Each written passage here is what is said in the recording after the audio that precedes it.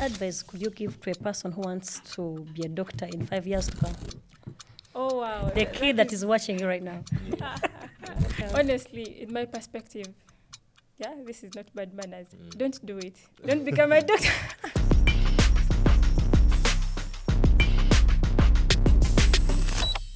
Welcome back to another episode, 1 Million Afro and a Vision. Now today I have two inspiring ladies who have made waves in this sector. Now they're going to take us through their journey in, one is going to take us through network marketing, the other we are going to delve into MicroPlus Lab. So on my left I have Lady Perfect, on my right I have Dr. Denise. I mean, for those who have been common in the community, they know at least Lady Perfect. She has been a vibrant person when it comes to community outreach. And Dr. Denise, even though silent and shy, she's still known as one of the students who joined MicroPlus Labs in the first cohort. It's quite amazing.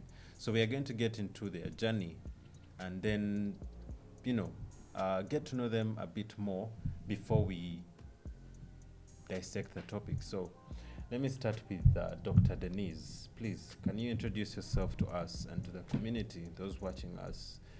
Tell us about your journey leading to MicroPlus Labs. How has it been for you in the community and the knowledge you've acquired? How has it been of help to you? All right. Hello, everyone. My name is Denise Kisa. I'm a medical doctor, a student of MicroPlus from the 2023 cohort, and an AfroToken holder and part of the community, proudly.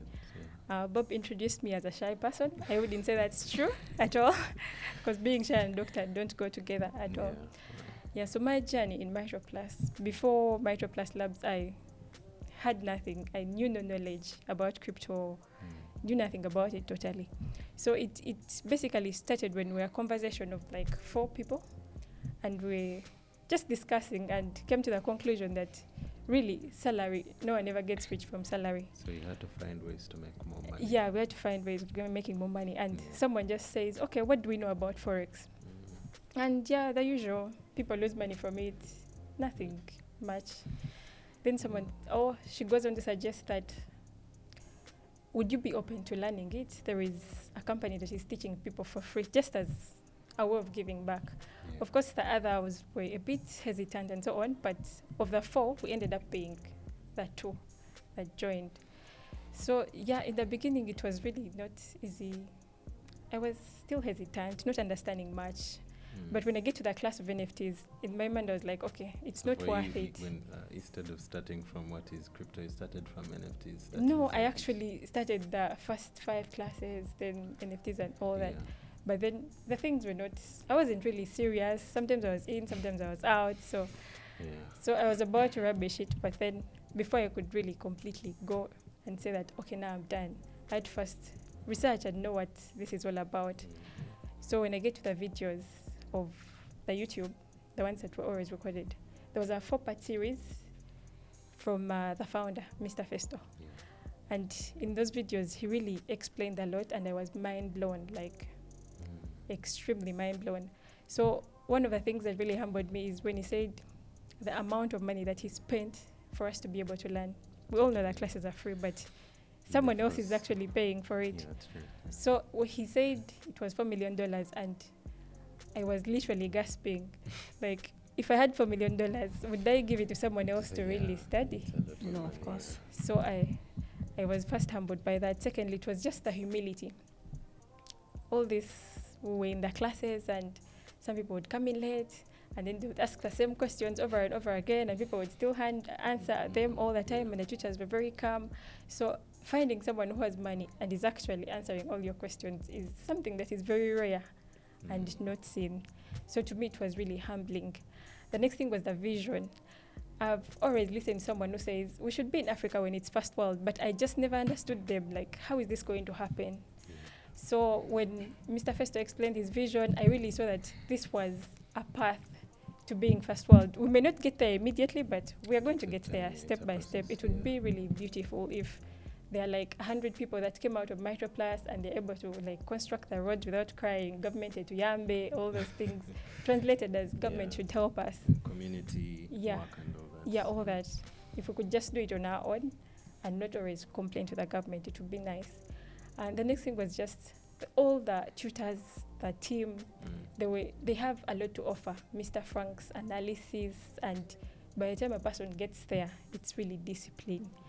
Mr. Rama's speech and the way he hosts the spaces and all the other things, it was just mind-blowing. It was just, to me, it was more than just, we are coming to get rich.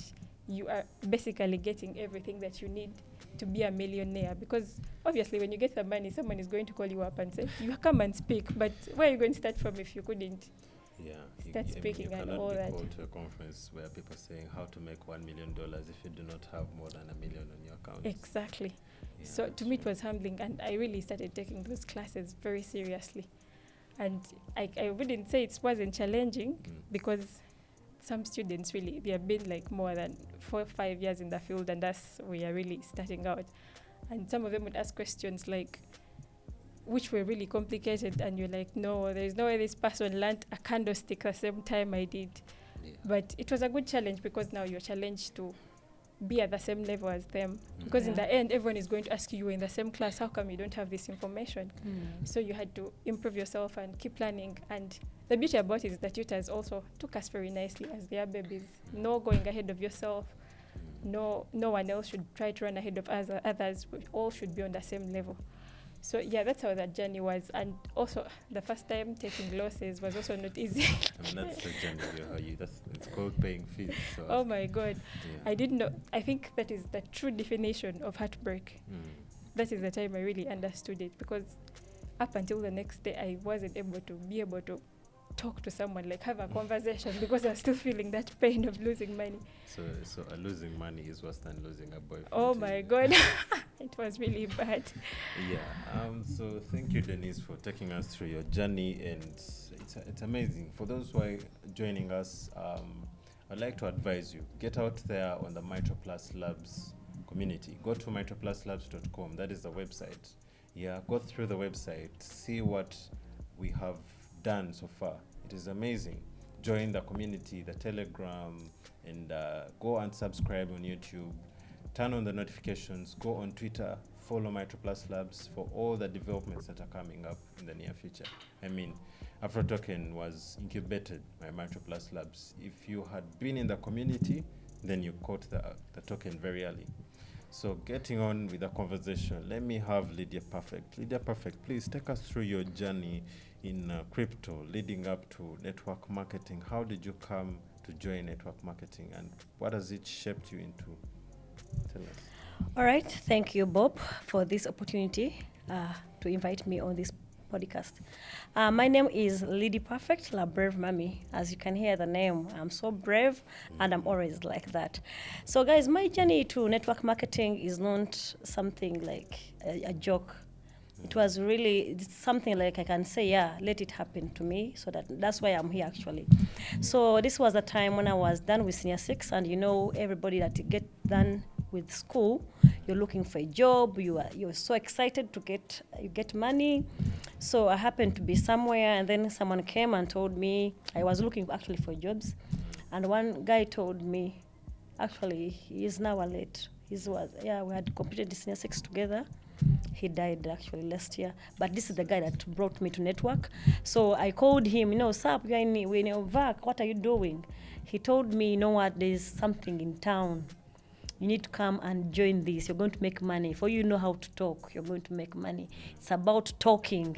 When I was in school, I used to host those things at school, so I was very much talkative. Were you the head girl? No, I wasn't the head girl, but I wasn't a head girl, but I used to be these crazy kids at school. Those people with no positions, but the school has to feel them, that they are around. So I was one of the people.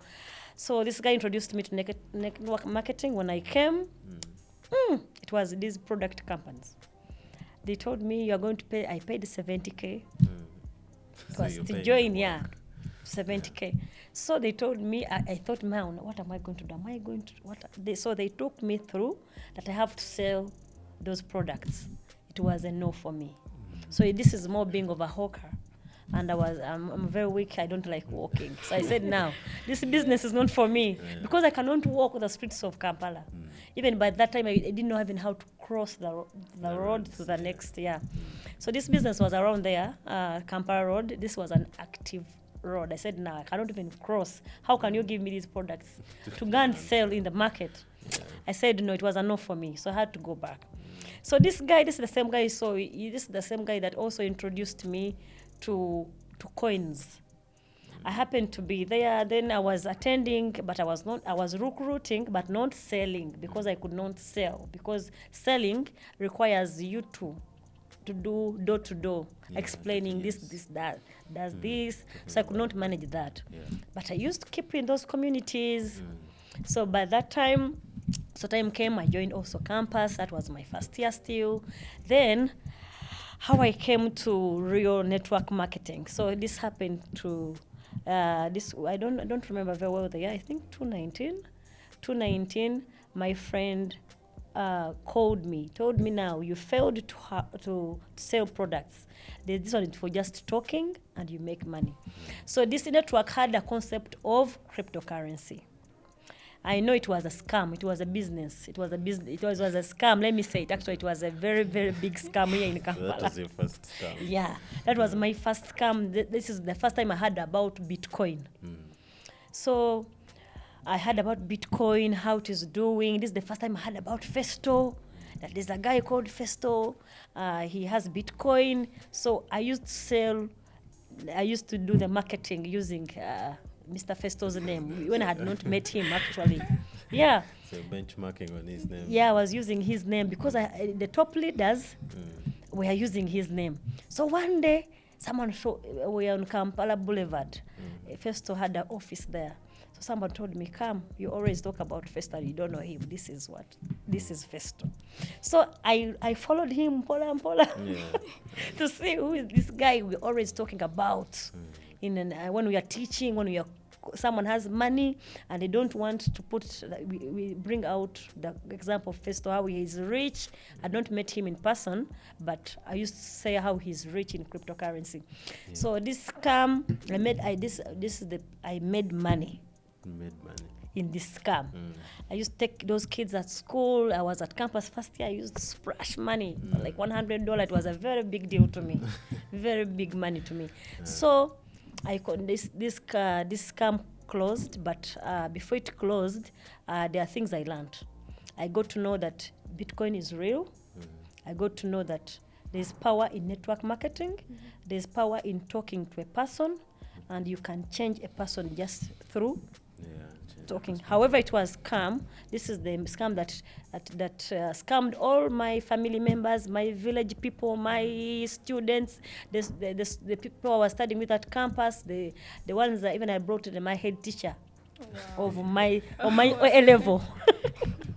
So you went as far as back to your school? I went to my school. I brought the head teacher. He invested. The director refused, of course.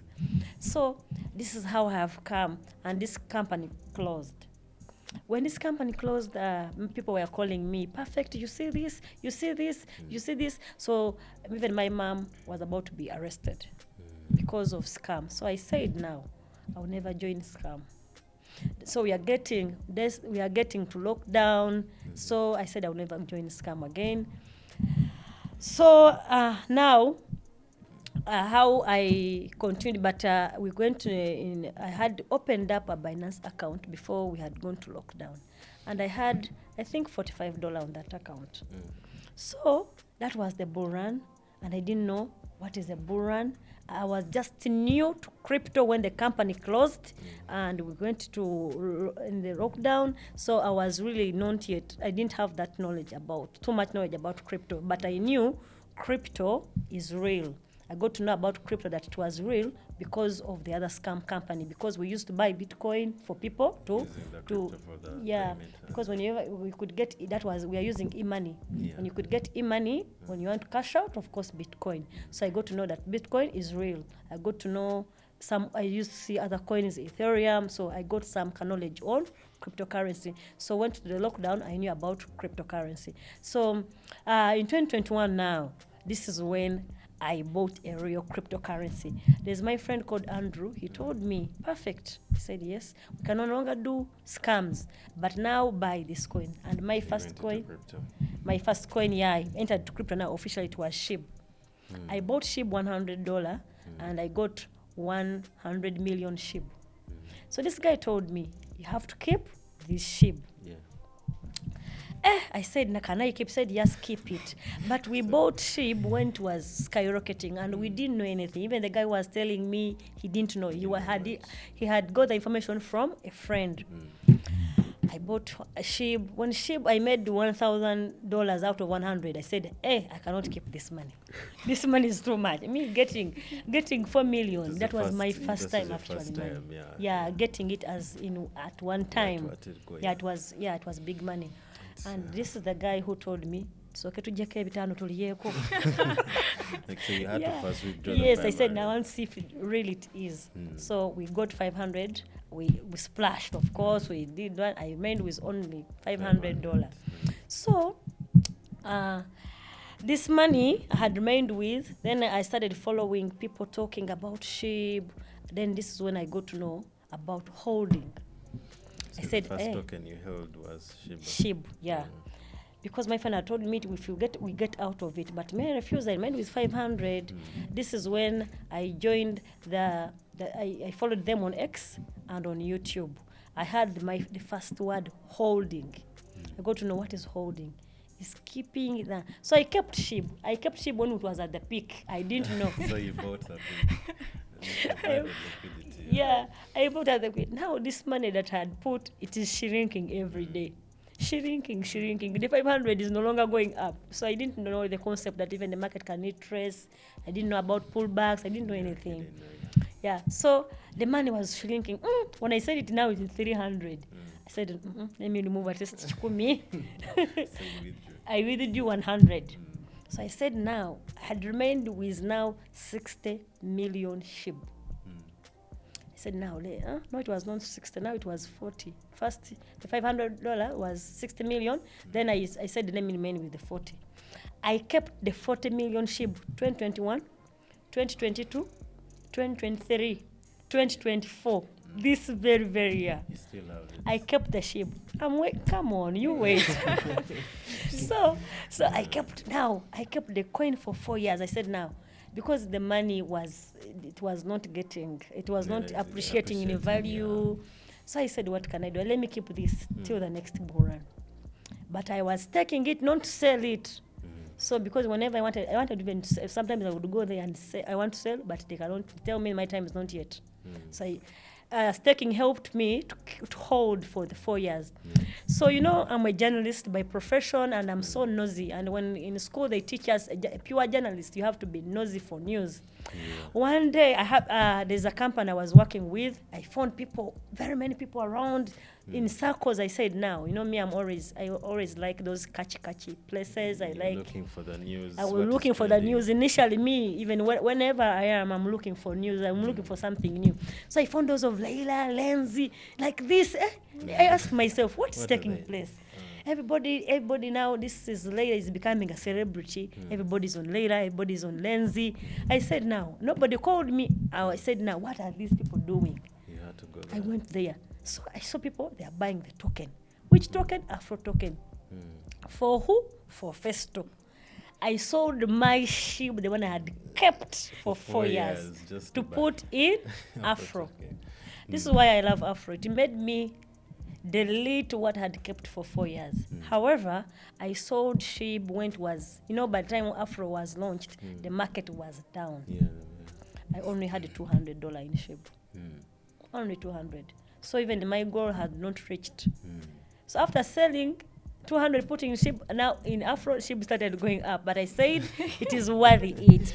This is how I came to know AfroToken. Where I put 200, I saw 10K. I said, what? I said, now this is the real deal. I have to focus on Afro. If I hoarded SHIB that even I didn't make any profit for 4 years, why can't I hold Afro?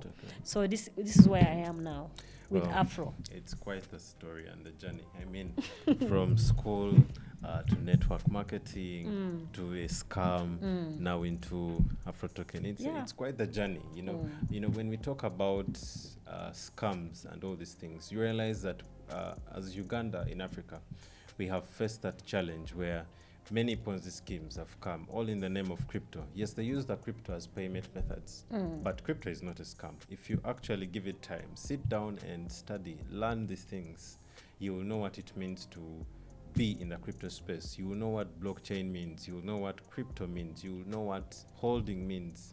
I mean, it's an interesting journey. By the way, Bob, Yeah. all people you see that are having cryptos now, they are most of them have gone through what we call fake it until it is real. Many people are from fake side of crypto. They have been scammed. They have faced Ponzi schemes. Even actually, I'm congratulating Denise that the first project she's investing in Is is AfroToken. This is like the AfroToken. real definition of two sides of a coin. Afro had it easy, and then And the then other others side had were it really hard. Yeah, hassled for to us we get faked here. it till now. And It's you're real making- now. You're making it now. Yeah. Congratulations to Yeah, you. and actually, Plus, I want to thank Metro Plus Labs. Since I joined them, not because I'm a student, but since I joined the community, I'm not yet a student, but since I joined the community, I have learned a lot of things. I have learned that rich people are humble also. I've never seen a rich guy that is humble in my life. Yeah. My first person to see that was humble was Festo. Festo is a very cool guy. He's very humble. He's, I think, very kind. I had never seen a rich guy very humble like this. So, yeah, I mean, just like how we've had the concept of women in tech, this is women in blockchain. These are the young women, young beautiful women in tech. I pity the men who are going to try to come after them, because these are going to be millionaires. How So do you for know we are to- not yet married? But Good if we already question. have them, You would have the rings on. But for those guys to actually sweep these ladies off their feet, you need a net worth of maybe 10 million more than they have. I mean, they hold AfroToken, right? So they're Their- millionaires. in their market dollars. cap should be higher than my market cap. I mean, it's just They a have to statement. level up. They Yeah, have to because level my up. market cap soon is going to 10 million. And I see. you're talking about a guy to take me with 10 million? It can't be. I You're know. going to be on the same table. He has to be he has to be a be a pro. pro. Yeah.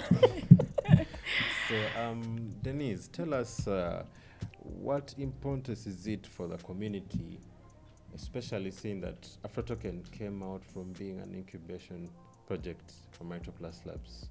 What advantages has it given you to be in the community? And what would you advise people out there, maybe who are trying to make it, especially the young girls, who are trying to find their way in finance, trying to make more money than the 9 to 5? What would your advice be? Well, I would start with maybe an experience to say that as I was in Plus towards